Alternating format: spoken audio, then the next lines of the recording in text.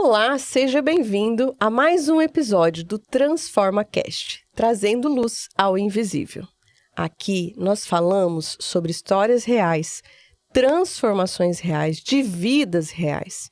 E nosso propósito é trazer voz para aqueles que muitas vezes foram silenciados, histórias que muitas vezes as pessoas insistem em fingir que não existe. E na história de hoje, eu tenho prazer de ouvir uma pessoa que tem um significado muito especial para mim. Evanir Campos. No episódio de hoje, eu tenho um significado muito grande para mim, porque é uma pessoa que foi a primeira pessoa que eu pude atender no Projeto Nova e foi a primeira pessoa que também me ensinou muitas coisas, que me fez enxergar algo que eu não enxergava antes e que me mostrou, né, que é possível transformar vidas. Então, seja muito bem-vinda, Evanir Campos. Que honra ter você aqui no nosso episódio do Transforma Cast. Seja muito bem-vinda. Obrigada, a honra é toda minha, Viviane Vaz, estar com você.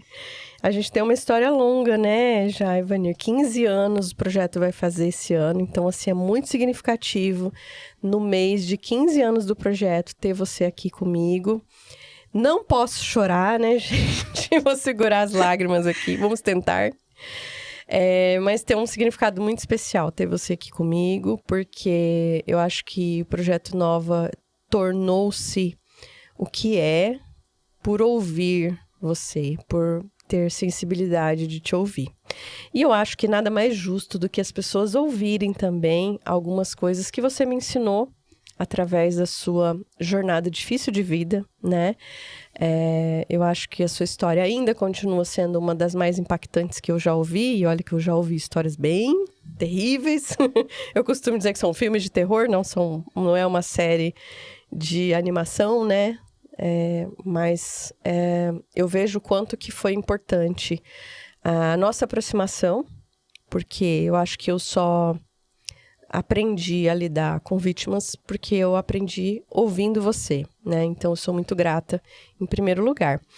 E aí, para começar, queria que você contasse um pouquinho como que você estava quando a gente se conheceu em 2011, né? O Projeto Nova nasceu. Como é que era o contexto de Evanir naquela época, voltando esse tempo aí? Como que você estava? Conta pra gente. Eu me lembro que no finalzinho de 2010, a antiga rodoviária estava um tumulto, que já estava a transição de mudar a rodoviária, e havia um projeto andando já lá, acho que se chamava Magdala, parece, antes, né, da transição para o Projeto Nova. Sim. E as meninas estavam falando assim, estão doando comida, estão doando roupa, estão doando sapato, põe seu nome na listinha. E eu tava muito perdida na droga, no álcool, né? Com problemas com o filho já. Eu tinha um filho que foi assassinado, já com problemas de droga. E aí eu falei para essas amigas, será? É um projeto de uma igreja, eles estão vindo toda semana. E uma dessas meninas catou a minha mão, eu já estava bem alcoolizada, e me levou até uma moça que era, né, até sua amiga. E aí essa amiga botou meu nome na listinha. E eu nunca vou esquecer, naquele dia eu fui para casa com a esperança. Ali alguma coisa já foi plantada no meu coração. E aí, começo do ano, vocês começaram o projeto, né? Sim. Parece que houve uma transição. Isso. E aí a menina falou assim, eu falei pra menina, hoje eu não tô mal, eu não tô bem. E eu queria fazer alguma coisa muito ruim comigo mesma. Sim. Realmente eu tinha esse processo. Eu lembro que a primeira vez que eu fui internada, eu tinha 9 anos de idade. Quando eu tentei, pode falar aqui a palavra? Tentei suicídio, né? Eu tenho alguns diagnósticos que até dizem, eu sou depressiva, suicida. Outros dizem que eu sou borderline, outros dizem... Cada diagnóstico, bipolaridade, né? Que vai da alegria à tristeza. E eu, até hoje, não entendo esses laudos psiquiátricos, mas... Aí eu tava triste e essa amiga pegou na minha mão e falou assim... você vai pra onde? Eu falei assim, eu quero ir pra um lugar que é um lugar que eu sempre tive maus pensamentos. E ela falou, não, vamos conhecer Viviane Vaz. Vamos conhecer Viviane Vaz. Subimos 4 quadras da antiga rodoviária para uma igreja. Lá tem doação, porque em casa não tem feijão. Nunca vou esquecer. Eu lembro disso. Ela me levou pra ganhar um pacote de feijão, porque eu precisava. E aquele dia eu tinha descido na rua, porque eu só queria me prostituir pra ganhar um pacote de feijão. Tava numa situação, eu vivo com a AIDS, né, há muitos anos, e qualquer pacote de feijão, de arroz, a gente realmente fazia programa, tava já há mais de 30 anos. Então, assim, R$10, um pacote de arroz, um pacote de feijão, a gente trocava o corpo. Então, ela falou assim, tá difícil, não tem ninguém aqui que... Vamos lá, na Viviane Vaz, ela vai te dar. Aí eu falei, você me garante pra essa amiga que eu vou sair de lá com um pacote de feijão? Ela falou, vai, se ela não te der, eu te dou o pacote de feijão. Fui levada por causa de um pacote de feijão. Sim. Cheguei lá, nunca vou me esquecer esse dia. Fui para uma salinha, conheci a Viviane Vaz, né? Deus me deu a honra de conhecê-la. E ali eu desabei. Eu só chorei. Eu tinha recém perdido a minha irmã, tinha acabado de morrer. Sua irmã. Minha irmã tinha acabado de suicidar. Você se matou. E os meus planos eram, eu vou também, porque como é que eu vou cuidar da minha sobrinha? Né? A minha sobrinha tinha ficado pequena, né? com 12 anos, 13 anos. Como é que eu vou ser exemplo? Trocando meu corpo por arroz, por feijão. Né? Trocando meu corpo em troco de uma pedra de crack. E aí, eu vi aquela moça bonita falar pra mim que tinha esperança. E aquela moça bonita foi falando e falou... Eu falei pra você... Mas você vai me dar o feijão? Eu tava preocupada, feijão. Era levar o feijão pro meu finado filho, porque ele amava feijão. Ele não gostava de comer ovo e arroz sem feijão. E eu queria levar o feijão pro meu filho. Aí você falou assim, eu vou te dar o feijão, mas vamos orar? Posso colocar seu nome aqui? Aí você vem assistir o culto, a gente, né, vai colocar você numa listinha.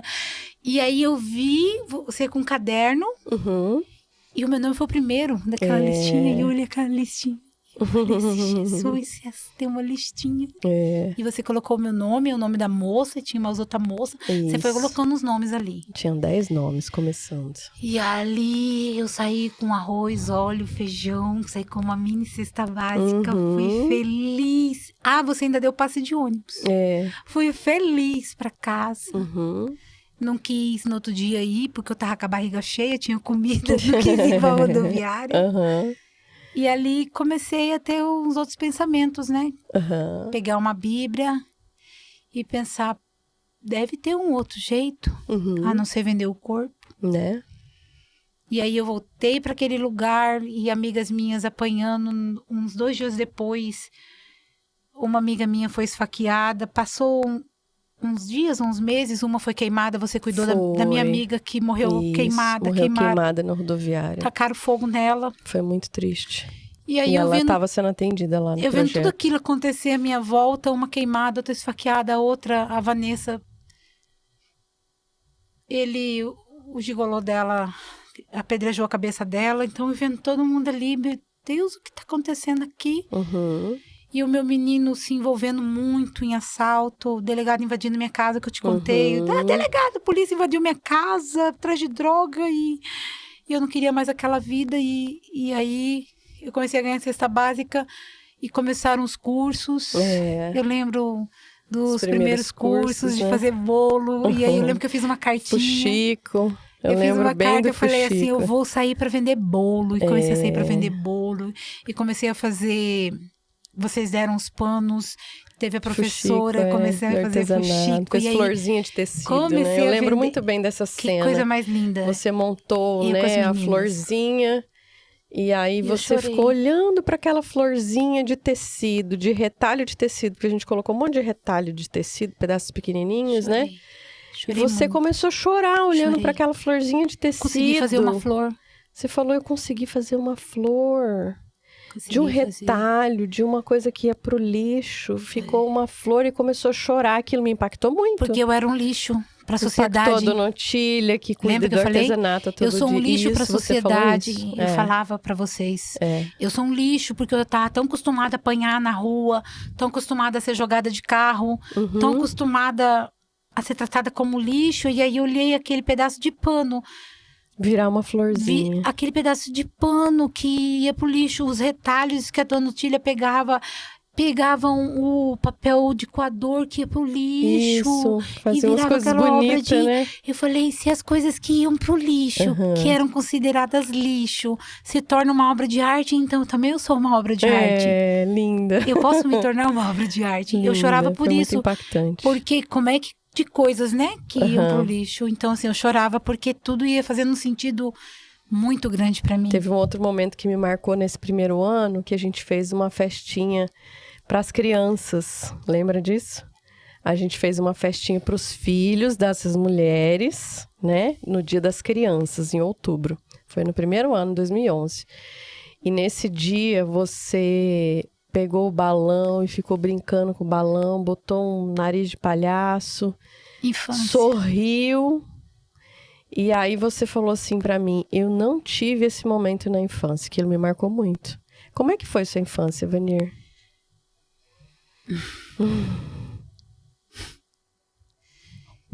Não consigo ter lembrança boa. Uhum. A minha infância, consigo ver minha mãe sofrendo, gritando, brigas, a gente tendo que sair. Eu lembro assim, esses tempos eu até falei com alguém da minha família.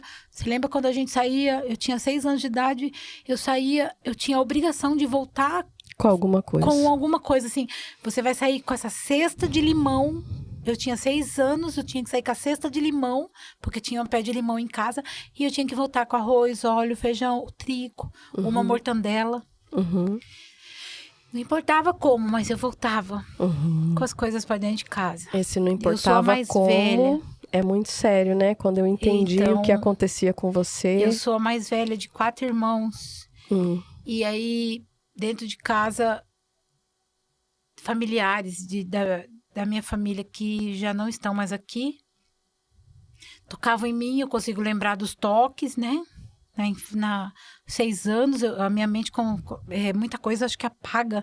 Ou a gente cria um bloqueio para que essas coisas realmente se apaguem, porque é muito dolorosa. Isso. Muita dor que traz. Então, assim, eu sei que eu procuro apagar. Para liberar perdão, porque eu falo, eu preciso perdoar essas pessoas.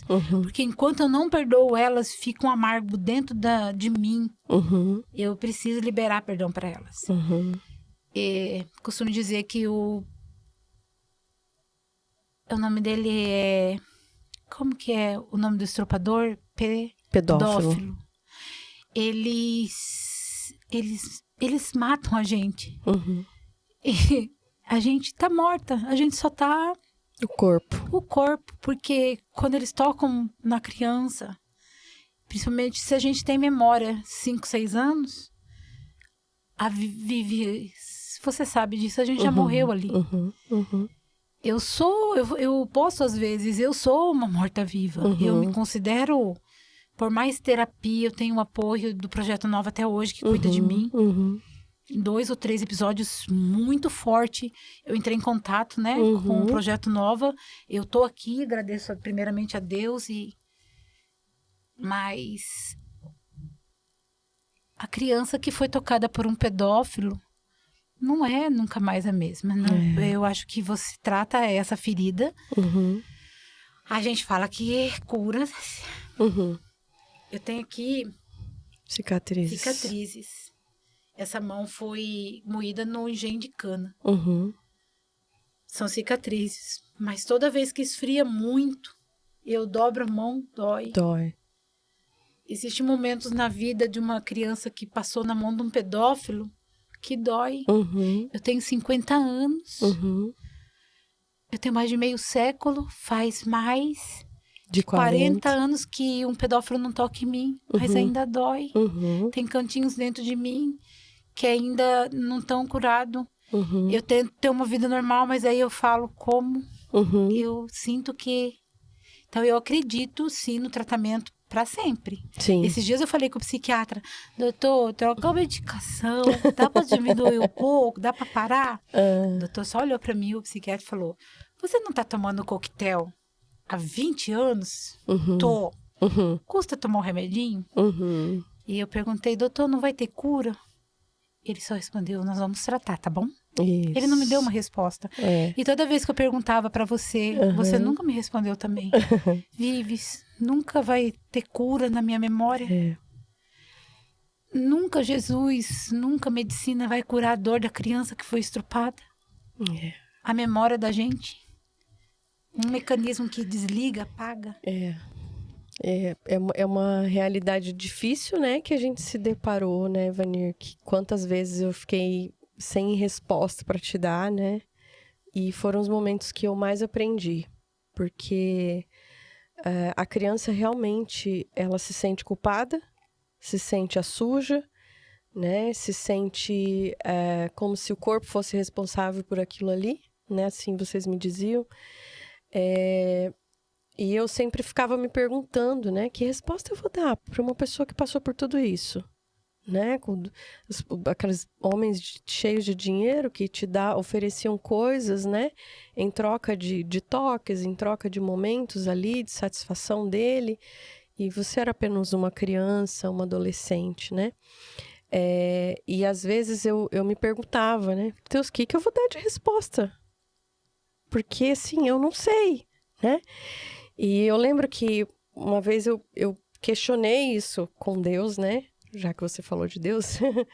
Eu lembro que eu questionei isso com Deus, né? E com certeza eu sinto que Deus estava lá com você, chorando e sofrendo, e de maneira alguma ele concordou com o que aconteceu ou foi conivente. Pelo contrário. Eu acredito muito na lei da semeadura, né? E quantas histórias a gente sabe, né? De pedófilos. Todos tiveram finais tristes. Às vezes, na hora, a gente pensa assim, mas devia merecer. As pessoas têm um costume de pensar e desejar as coisas mais terríveis, né? Para o pedófilo, para o abusador, né? Para a pessoa que bate na mulher e tal.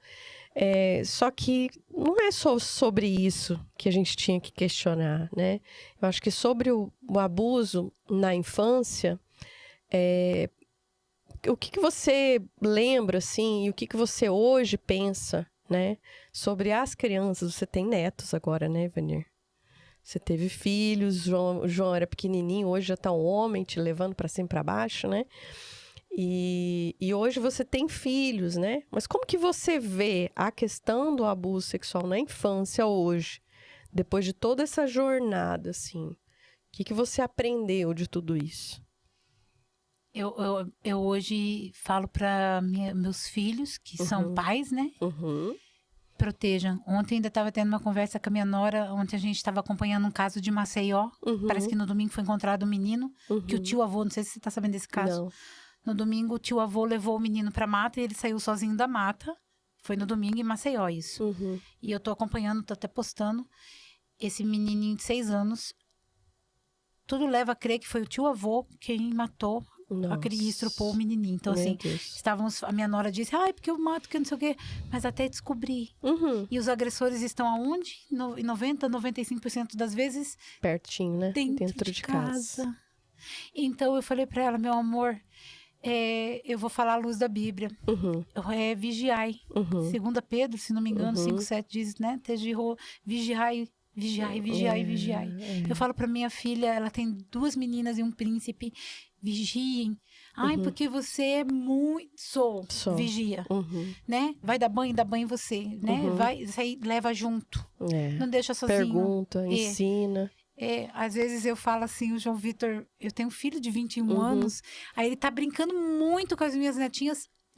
Essa brincadeira não, mãe, não. Eu quero que tenha limites. Até demais. Eu sou assim, porque eu acho que tem que ter limites, tem que ter um adulto perto, nada de fechar a porta. Tá com uma amiguinha aí que não tem 18 anos, nunca que vai fechar a porta dentro da minha casa. Dentro da minha casa não vai fechar a porta, não vai ter isso. Tá sobre minha responsabilidade. Entrou pra dentro da minha casa, é minha responsabilidade. E aí eu falo para minhas noras, para meus filhos, netos, que se cuidem, né? Eu pego o material, os livros que você fala sobre isso, que muitos já falam a língua da criança, né? Para que elas se protejam, né? Isso. Que o corpinho é delas, que elas se cuidem. E que tem que contar para um adulto, né? tem que falar para alguém, né? Se não é a mamãe, o papai, que seja uma professora, uma amiga, um amiguinho, alguém, né? Não se cale. Porque o que acontece? Eu me lembro dessa parte, eu falava para você. Ele falava, eles põem medo, né? E a gente é pequenininha, a gente acredita, não né? conta, porque eu vou matar o papai e a mamãe. Isso. Esse é um segredo nosso. Nossa, ninguém pode saber. E a saber. gente geralmente se sente tão culpada porque eu queria o chocolate, eu amava aquele docinho, eu amava ter as figurinhas da Moranguinho, eu ganhava era na época, em 1990, 80, era o auge ter as figurinhas do Moranguinho. Os papéis de carta, né? Ai, os papéis de carta perfumado. Aí eu chegava em casa com aquilo, mamãe, você ganhou? Ah, eu ganhei de uma amiguinha, eu ganhei de uma amiguinha, eu ganhei de uma professora.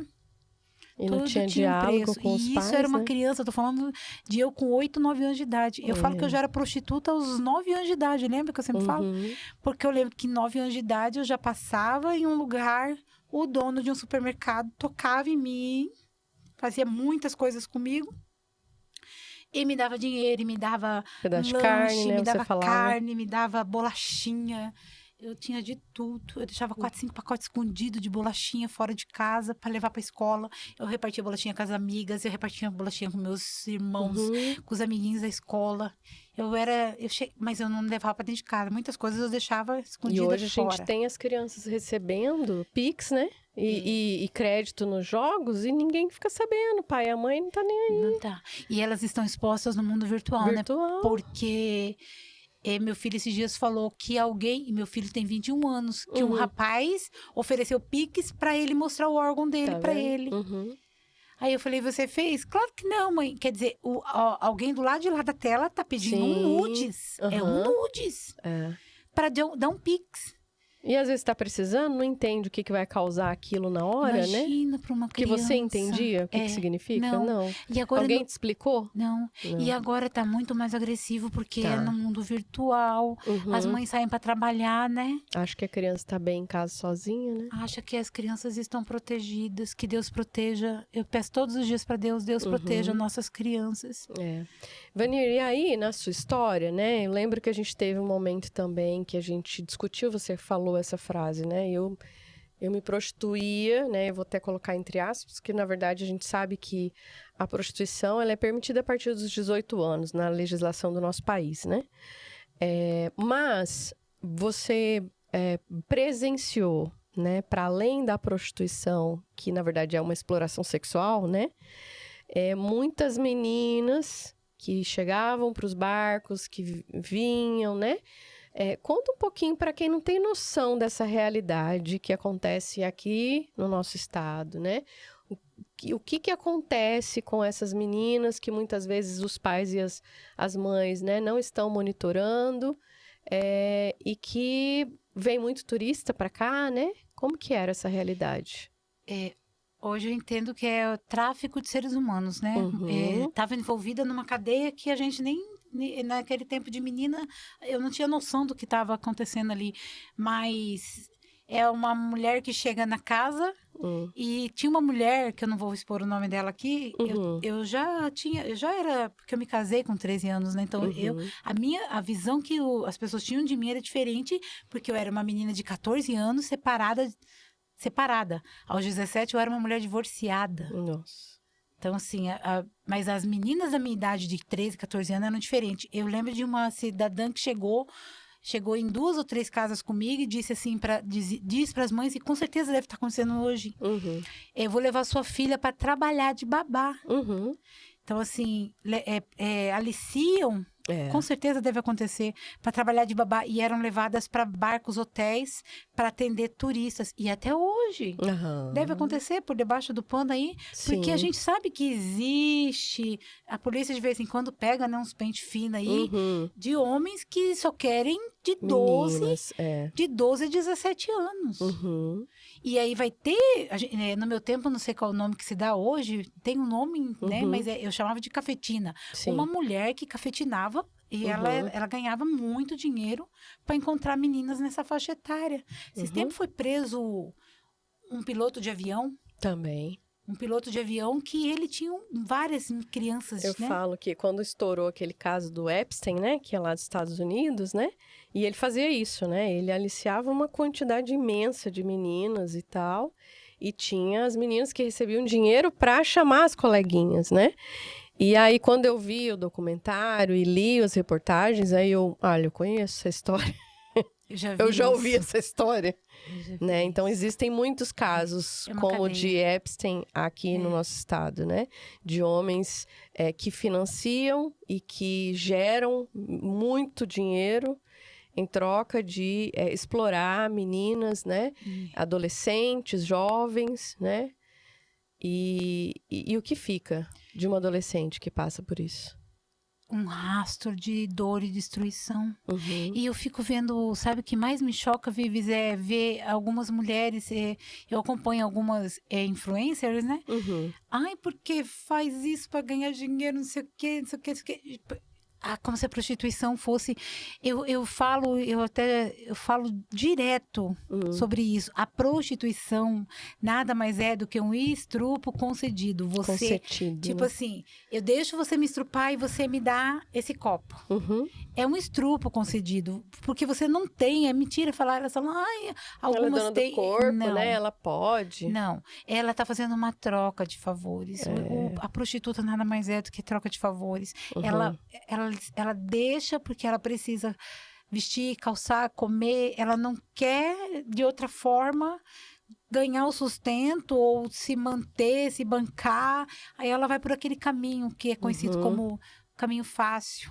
De fácil não tem nada, fácil, gente. né? Porque quem é prostituta sabe, eu passei 30 anos. Eu falo que eu tenho uma profissão de 30 anos. E aí eu falo, eu fui prostituta 30 anos. O que eu ganhei 30 anos como prostituta? AIDS, gonorreia, sífilis, todas as DSTs. Todas. Lembra que eu falava, Vives, preciso de aciclovir, porque eu nem sabia que eu tava com a tal da...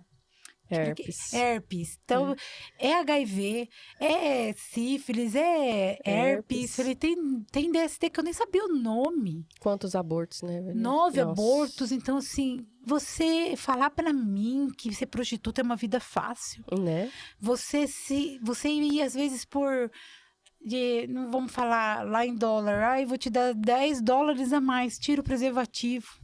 Aí aqueles $10 que você ganhou, você vai gastar $20 com uma penicilina, com mais antibiótico, que você pegou outros DSTs. Aí eu ficava, o que eu fiz? Aquele $10 a mais que tirou o preservativo, ou eu ganhei uma gestação. Tinha $100 que eu ganhei, que depois eu gastei $300 para pagar um aborto. Né? Adiantou aqueles $100 ali na hora, mas é que na hora eu precisava de droga. Né? Assim, eu via que as meninas, às vezes, faziam... A gente nunca, para quem não sabe, né? No projeto, a gente nunca falava... O nosso propósito não é tirar ninguém da prostituição.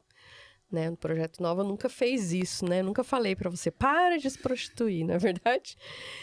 Porque você já era uma adulta e você tem direito de... Né? E todas as mulheres que a gente atendeu, né? E a gente sempre teve esse cuidado de respeitar o desejo da pessoa, né? Até porque ela é livre, ela pode fazer o que ela quiser com o corpo, né?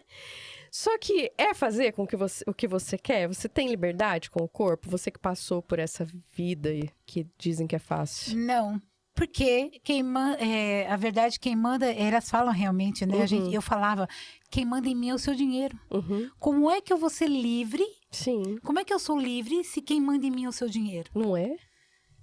Como é que eu sou livre se o seu dinheiro vai me algemar? Se o seu dinheiro tem o poder? Esses dias, ontem, eu tava com um grupo de angolanas, nigerianas, e eu falei pra você sobre isso. Uma delas teve o clitóris arrancado. Ele pagou uma quantia a mais de euros, amarrou a moça, e a moça teve no sadomasoquismo. Ele é sadomasoquista, pagou uma quantia a mais de $, e ele arrancou o clitóris da moça. A moça agora está sob cuidados em Portugal do Estado. E a gente estava nesse grupo de mulheres angolanas, nigerianas, que elas vão para lá, para Europa, se prostituir. E ela falava, mana, você saiu da prostituição? Aí eu, mana, saí, mas só o pó da gaita, saí com AIDS, saí com traumas. E tudo que você passou, eu passei. Eu fui jogada, lembra do carro? 4 homens me jogaram, a amiga daquela nossa amiga, mataram ela. Né? Os mesmos homens que me jogaram, mataram aquela nossa colega, lembra daquele caso? Lembro. Que ela até foi pra justiça, porque eu falei, eu não vou. Me chamaram pra ir como testemunha, porque eu fui jogada por um dos meninos. Eu vou lá na justiça, sendo que o rapaz é filho dos maiores fazendeiros da região. Vou nada, eu tava morta. Medo de morrer, que era grande, né? Né? Enfim. E quantas morrem, né? Muitas. Eu perdi a conta, né? Eu falava, eu já não tenho um caderninho de gente que morreu de... Essa lista aqui é de quem morreu de AIDS. Essa aqui é quem morreu de depressão. Essa aqui é quem morreu de... Quem se matou. Essas que foram mortas pelos seus gigolôs, que é o feminicídio, né? Se eu for pegar a lista de quem morreu de feminicídio, as que morreram, que foram pra Europa. Só que foi pra Europa e não voltou, nunca mais voltou, 4. Né? Olha. Aí ontem eu tava falando nessas lives com as meninas. Aí, mana, como você se libertou? Bom, a gente tem escolhas, né? Eu não me libertei. Eu falo assim, Deus tinha um plano na minha vida e eu tô aqui por um propósito maior, né? Mas são escolhas. Eu escolhi parar. Eu escolhi vender uma água de coco na porta de uma igreja. E agora do que você vive? Eu falei, olha, eu vivo da bondade de Deus. Porque vem gente de que eu não... Vives, você sabe, né? Tem dia que bate lá na minha porta. Esses dias eu tava com uma amiga lá hospedada, passou uns dias comigo, a Ineir. Aí ela falou, mana, o que é isso? Alguém me ligou e disse assim, eu tô aqui no shopping, que eu não vou falar o nome do shopping, mas eu tô indo aí buscar um perfume. É Deus. Eu falei, ela tá dentro de um shopping, ela podia estar na loja, comprar lá dentro. Foi lá no bairro, longe. Tipo assim, tem uma Viviane Vaz que pode ir comprar no centro, aí a Viviane me liga e fala, né? Quer dizer, são pessoas que falam assim, eu vou abençoar essa pessoa. Eu quero abençoar essa pessoa. Aí eu falo, obrigada, Deus. Por quê? Porque você escolhe como você quer viver. Quantas vezes eu falava pra você, vive, se eu vou pagar o aluguel, eu tenho que pagar aluguel, água, luz, as continhas. Com esse dinheiro que, honesto, eu vou sobreviver. E você falava, você vai perder o caminho. Então, sim, são escolhas que a mulher tem que fazer. E como é que foi que virou essa chave? Você consegue identificar? Então... Quando que virou a chave dessa Ivanir que estava vulnerável, sendo explorada? A verdade verdadeira? Sim, claro. Foi o Projeto Nova, né? Foi o Projeto Nova. Por quê? O que o Projeto Nova fez? Eu tive um respaldo. Eu tinha todo mês cesta básica, eu tinha roupa, eu tinha... Até quando acabou o gás, eu falei, Vives, acabou o gás. Eu vou pra lua, vamos orar? E aí chegou a Elisângela, chegava a gente com gás e... Ai, Deus! Os milagres iam acontecendo, né? Eu falava, meu Deus, eu não tenho dinheiro pra ir pro curso. Você vai conseguir. Como é que você aprende a vender? Eu não tinha estudo. Quando eu cheguei até você, eu tinha 5ª série. Verdade. Hoje eu já tô com uma matrícula na faculdade. Então, assim... Casa própria. Apartamento, quitado, carro, o benefício, né? Foi Deus. Todo mês. Falei, Jesus. Então, assim, são escolhas. Não é? Eu fechei certas portas. Eu falei, então, eu não quero mais. Porque o que eu ganhei em 30 anos? Eu tinha que um homem tocar em mim pra eu ter um pacote de feijão, de arroz. Não, hoje eu sei que eu sou uma vendedora, que eu sei vender. Eu vou pra uma esquina ali, eu faço uma promoção de sabonete e eu vou comprar o meu feijão. Eu aprendi. Quer dizer, mas teve Mas você fez cursos, né, também. Foi, a gente, né? Foi o Michael cursos, que deu, né? Foi o Michael. Marlon. E teve um rapaz, o Marlon, que deu um curso lá de... Empreendedorismo, aí eu saí de lá venda. assim, vou vender. Então, assim, você aprende que você consegue vender outra coisa sem ser seu corpo. Exato. E você tem que querer. E eu olhava pra você e falava assim, eu vou conseguir, Vives. Você tem alguém que olha nos seus olhos e fala, você vai conseguir. Você consegue. Quantas vezes eu falava, será que eu vou conseguir parar de cheirar cocaína? Será que eu vou largar maconha? Eu largava maconha lá fora, lembra? Eu falava, esses dias encontrei com uma menina do projeto. E aí, não vou expor o nome dela aqui, a gente tava no CAP junta, pegando remédio. Caramba, a gente fumava pedra junta. A gente fez... Fazia programa. A gente correu de polícia, a gente apanhou de homem junto em São Paulo. A gente sofreu junta nas ruas em São Paulo, no Rio.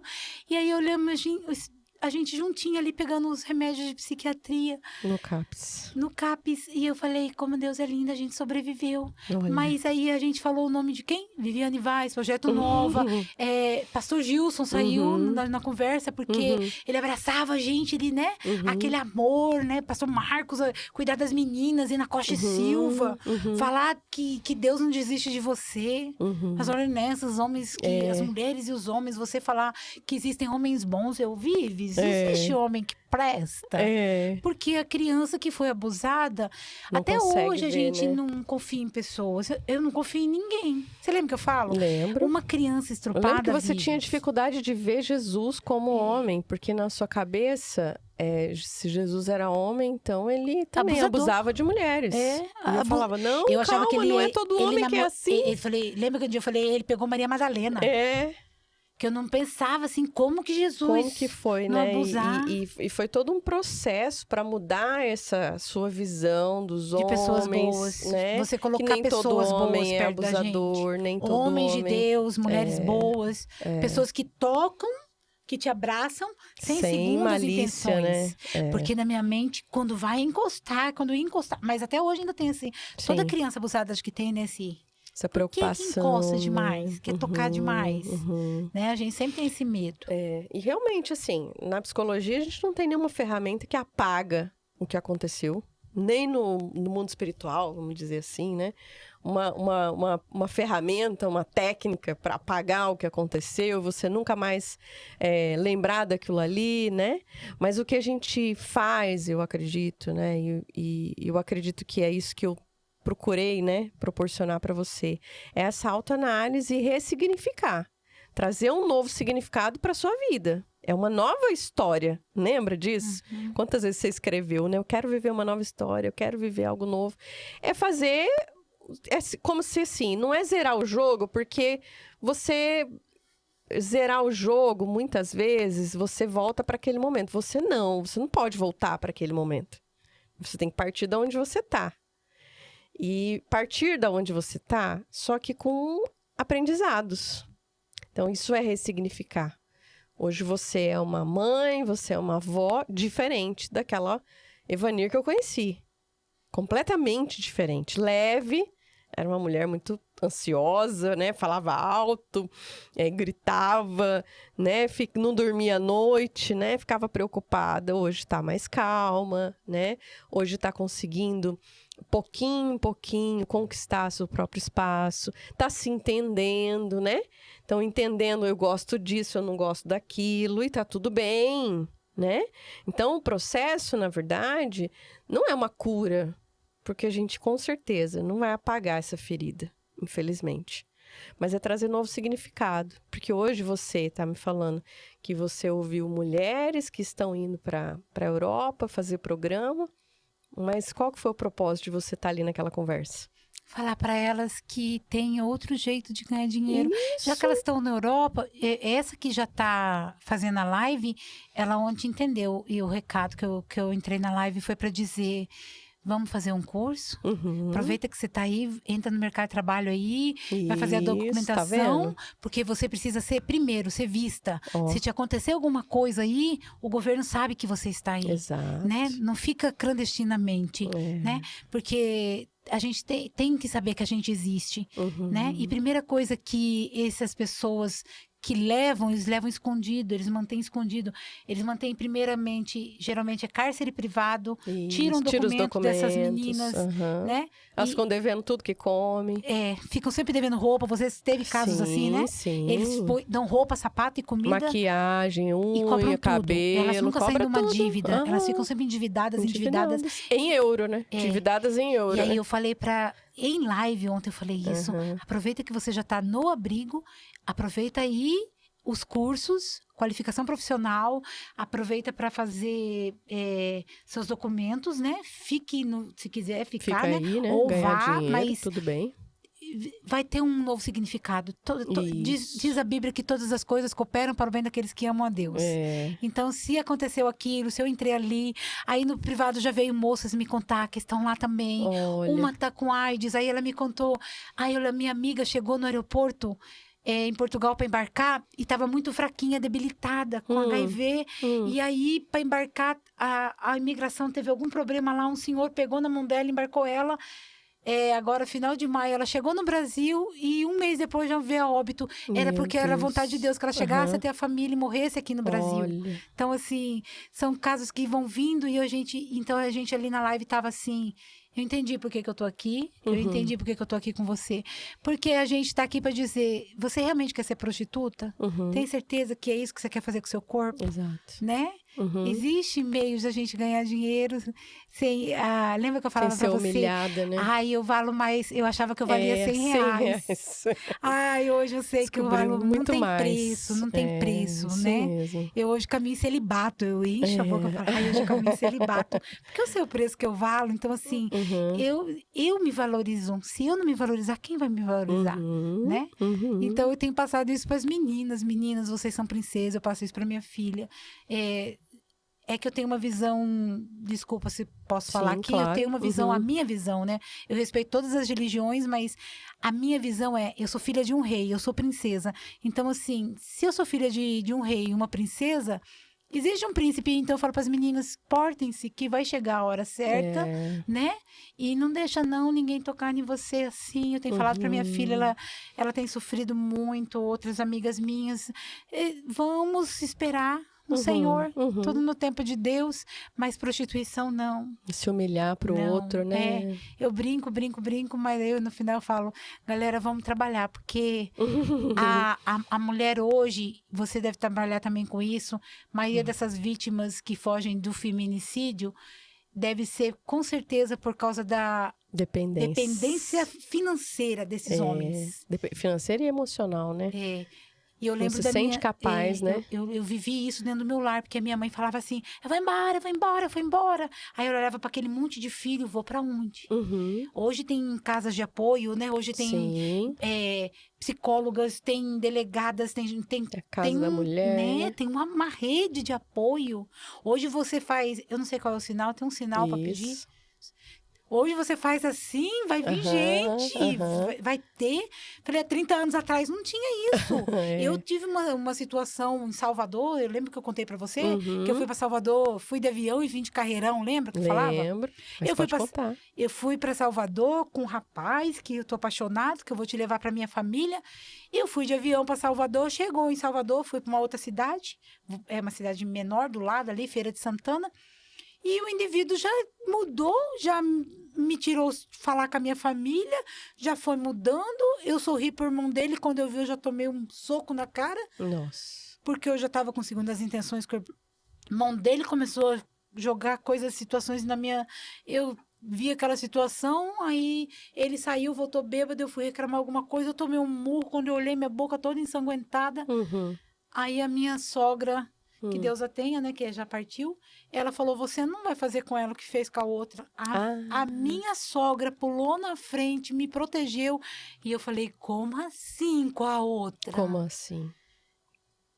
Ele brigou com a mãe dele, saiu, ela começou a chorar, me contou que a outra quase morreu, foi esfaqueada, nunca mais voltou ali naquela cidade, e aí eu fiquei assim, caramba, onde é que eu me meti? E para sair disso, aí ela falava assim, filha, eu não tenho dinheiro, mas eu vou dar um jeito. Aí ela foi, falou com alguém, arrumou um dinheirinho, você quer esse dinheiro?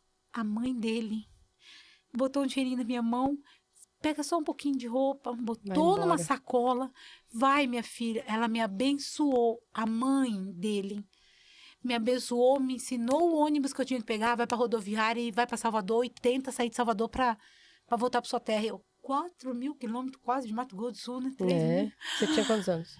20 anos de idade. Nossa. Ai, mas tô aqui, né, pra contar essa história. Uma sobrevivente, mas então, assim, né? quantas moças vão iludidas com homens para outros estados? Para outro país. Né, e não tem uma segunda chance. Vanir, a gente tá caminhando pro final. E eu queria que vou te fazer 2 perguntas. A primeira é a seguinte, se você pudesse encontrar aquela Vanir de 2011, quando o Projeto Nova estava começando, se você pudesse encontrar com ela hoje, o que você falaria para ela? Valeu a pena Que bom que você conseguiu. Que Valeu a pena. Olha, garota, onde você chegou. Valeu a pena. Que bom que você não perdeu aquela oportunidade. Segurou na mão da Viviane Vai, segurou no Projeto Nova. Tinha algumas pessoas que riam de mim. Falaram, você vai continuar ali, né? Estão fazendo lavagem cerebral em você. Ai, eu tô amando essa lavagem cerebral. Lembra que eu falava? Eu tô amando essa lavagem cerebral. Valeu a pena. Valeu a pena porque hoje eu tô aqui. Hoje eu sou muito feliz. Vives, eu falo pro João Vitor, a gente orou pra vir. A gente é muito feliz, Vives. A gente tem comida todos os dias na mesa. A gente tem... Eu tenho 3 edredom, eu não tinha coberta, lembra que eu te pedia? Eu tenho uma casa com 2 quartos, você lembra que eu morava numa pecinha? Lembro. Uma pecinha. Você e seu filho. Eu tenho uma casa com 2 quartos, eu olho 6 assim, gatos. eu tenho um monte de gatinho e eu falo assim, eu tenho dinheiro para comprar a raçãozinha dos gatinhos, eu tenho dinheiro para poder comprar os meus remédios, eu sou muito abençoada. Glória então assim, valeu a pena. Eu tenho um apartamento, como valeu a pena. Eu tenho o 2º grau completo, eu sou uma universitária. Olha quanto valeu a pena. Hoje eu olho a visão que eu tenho, sabe, das coisas que eu aprendi, e aí eu falo, valeu a pena, com certeza. Todo o processo, né, valeu a pena. O Projeto Nova me ensinou tudo, acho que praticamente tudo que eu sei, que eu sou hoje, nesses 15 anos. Olha, a fase mais difícil foi perder o Leonardo. Foi o muito Projeto difícil, Nova né? nunca soltou da minha mão. O mundo soltou da minha mão, mas o Projeto Nova não soltou. Eu falo assim, não soltou. Tava lá. Na hora da morte do Leonardo, tava lá do meu lado. Você esteve do meu lado. O nascimento. Hoje o meu neto tá com 13 anos. Te mandei a foto semana passada. Tá do meu tamanho. Então, assim, o respaldo, tudo valeu a pena. Tudo valeu a pena. Até a partida do meu filho hoje eu entendo, porque é o jeito que talvez é para proteger ele. Talvez eu estaria na fila de um presídio, ou talvez ele estaria paraplégico. Sabe lá o que teria acontecido com o meu menino? Todas as coisas cooperam para o bem daqueles que amam a Deus. Então, assim, sou muito grata, Vives, pelo Projeto Nova. Muitas eu tenho certeza também que, igual eu, mudaram a vida, porque o Projeto Nova dá essa oportunidade da gente ter conhecimento. E o conhecimento muda a vida da gente, Vives. Exatamente. É o conhecimento. Eu não sabia que eu podia fazer outra coisa do meu corpo. Além de vender. Porque eu só sabia vender o meu corpo desde os 9 anos de idade. E eu descobri aos quase 40 anos que... Tem outras coisas para vender. Tinha outras coisas para vender além do corpo. Então, foi muito lindo o que o Projeto Nova me ensinou. O conhecimento, realmente, o conhecimento ninguém tira da gente. Eu falo pro João Vitor, se a gente perder mãe, se a gente perder carro, apartamento, se a gente perder tudo, o conhecimento... A gente não perde. A gente não perde. Tudo que a gente aprendeu, né? A gente sabe fazer... A gente sabe fazer as coisas de fuxico, a gente vai pra rua vender e trabalhar. A gente sabe vender doce, a gente vai pra rua trabalhar.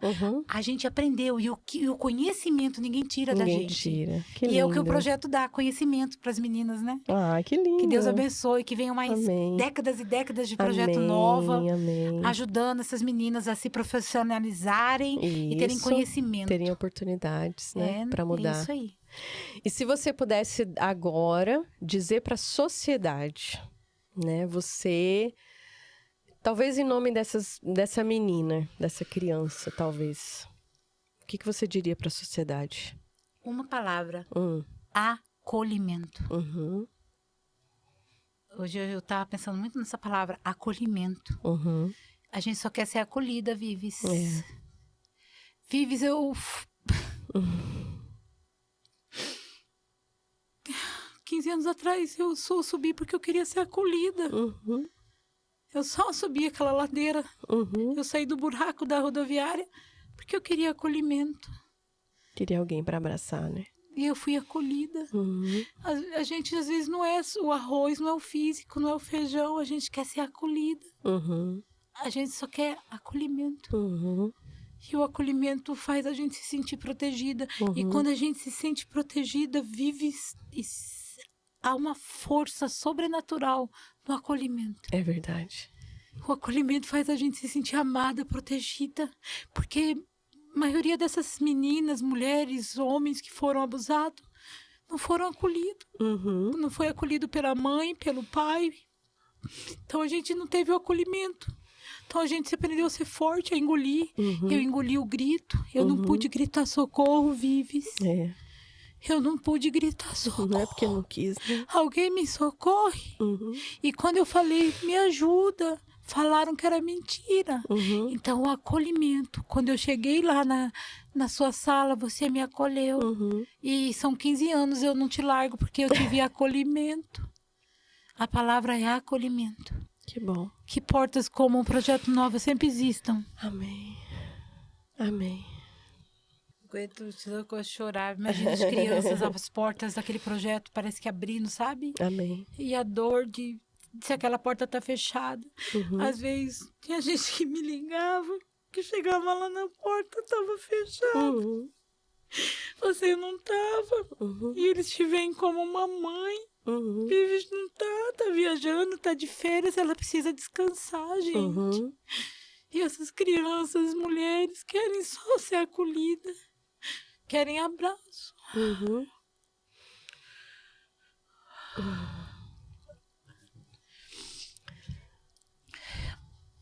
Obrigada, tá? Eu que agradeço pelo acolhimento. Eu acho que a minha vida e o trabalho que eu faço, ele teve sentido porque eu pude te ouvir. Eu acho que a única coisa que eu fiz de melhor foi te ouvir. E te ouvir me ensinou muito. Te ouvir mudou a minha maneira de olhar a vida. Te ouvir mudou a minha maneira de trabalhar e a minha maneira de lutar. A gente começou o Projeto Nova atendendo só mulheres, né? Não digo que é só, porque na verdade eu descobri que eram crianças que queriam ter a infância de volta, né? E te ver aquele dia brincando, né? Naquela festa de criança, me fez entender que eu não podia só atender mulheres, mas eu tinha que pegar essa criança antes que fosse tarde. Né? E hoje eu dedico a minha vida também na prevenção ao abuso por causa de você, né? Porque você me ensinou isso, que alguém tinha que chegar antes para você não ter passado tudo que você passou. Alguém tinha que ter te visto quando você estava naqueles barcos. Alguém tinha que ter visto você indo encontrar esse homem que trocava um toque por um pedaço de carne. E eu sinto muito porque ninguém te viu naquele dia. Mas eu louvo a Deus por ter te visto depois. E porque através da sua fala, da sua história, hoje a gente pode encontrar outras crianças, né? Tem chegado crianças de 4 anos de idade. Tem chegado crianças tão pequenininhas, né? E adolescentes, pessoas que tentaram contra a própria vida já, né? Crianças pequenas e que já ficaram internadas em UTI tentando contra a própria vida, né? E lá no projeto elas estão tendo a oportunidade de escrever uma nova história ainda na infância, ainda na adolescência, né? Então eu quero te agradecer oficialmente, publicamente, por você ter me permitido te acolher e por falar, né, tudo isso que você viveu. Eu acho que por causa disso, a gente tem alcançado tantas pessoas. E é por causa de você. Então, se existiu um significado e um propósito na sua vida de você estar vivo até hoje, porque você sempre falava que não ia estar vivo com 50 anos, é por isso. Para você fazer história. E Ivanir Campos, você fez história. Amém. Nessa vida. Né? E eu louvo a Deus pela sua vida. Pela sua história. Que a sua geração seja diferente. Amém. E que muitas meninas encontrem, através desse depoimento aqui, uma oportunidade de mudar de vida. Amém. Que elas sejam verdadeiramente livres. Amém. Em nome de Jesus. Amém. Gente, que história, né? Espero que você esteja impactado tanto quanto eu, embora eu já conhecesse a história.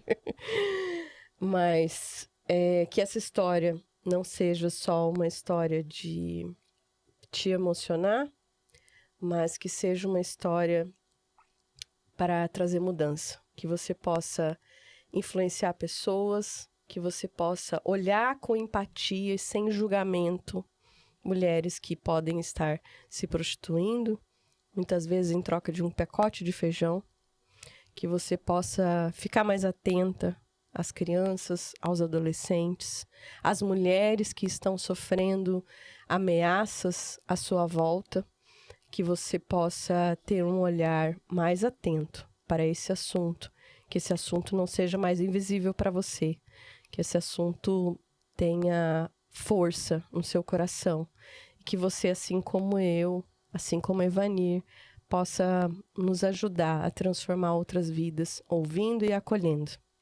E eu quero te fazer um convite, se você gostou desse episódio, né, comenta, compartilha, manda para alguém, né, ajuda a chegar essa mensagem ao máximo de pessoas possível, é muito importante. A gente não está aqui para ganhar dinheiro com isso, a gente quer transformar vidas, esse é o propósito. Então, que você possa estar nos ajudando mesmo, compartilhando esse material. Obrigada.